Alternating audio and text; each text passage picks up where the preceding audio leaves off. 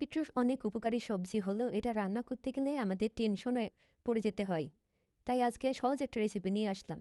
কড়াই গরম হলে পরিমাণ মতো সরিষার তেল, হাফ কাপ পেঁয়াজ কুচি, 4-5টা কাঁচামরিচ কুচি দিয়ে ভালো করে ভেজে নিব।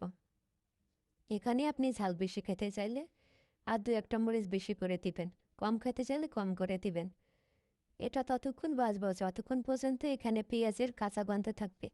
পেঁয়াজের কাঁচা গন্ধ চলে গেলে তখন আগে থেকে কেটে রাখা আলু এবং বিটরুট কুচি ভালো করে পরিষ্কার করে ধুয়ে নিয়ে পানি ঝরিয়ে এখানে ঢেলে দিব।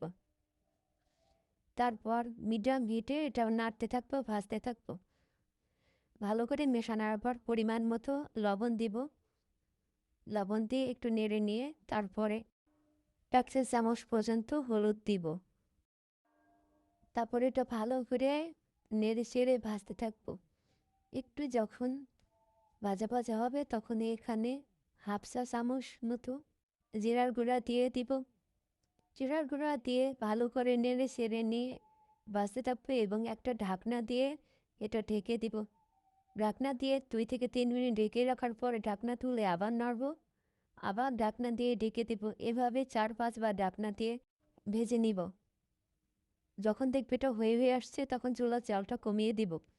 খেয়ে কেমন লাগলো জানাতে ভুলবেন।